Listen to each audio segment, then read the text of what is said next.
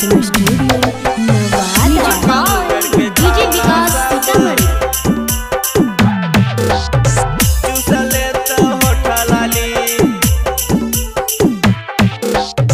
Fashion fashion पेनी का पड़वा घूमो ही गली गली। फैशन फैशन पेनी का पड़वा घूमो ही गली गली। नवादा के चौड़ा सब चूस लेत होठ लाली।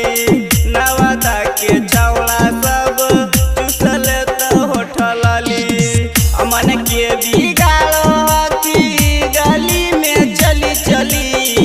मन के बिगाड़ो बाका मुंगेर के छौड़ा सब चूस लेत होठ लाली। बाका मुंगेर के छौड़ा सब चूस लेत होठ लाली। नवादा के छौड़ा सब डीजे विकास मटियार कला सीतामढ़ी। बाका मुंगेर के छौड़ा सब चूस लेत होठ लाली। जब जब देखो हाका तोरा लैकन के डोलो हमान गे। इतना करके मेकअप काहे तू देखावो ही फैशन गे। तू देखावो ही फैशन गे। जब जब देखो हाका तोरा लैकन के डोलो हमान गे। इतना करके मेकअप काहे तू देखावो ही फैशन गे। देखे में लागो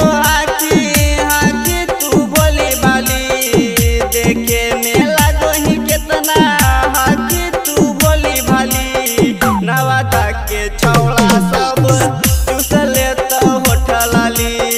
गया जिला के छौड़ा सब चूस लेत होठ लाली।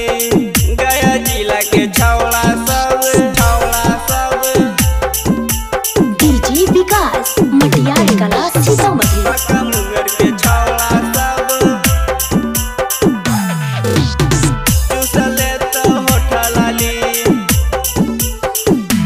जवन पूरा नवादा विकासवा छौड़ा हौरंगदार गे। तोरे चलते छोटू अरुणवा छौड़ी करो हमार गे। छौड़ी करो हमार गे।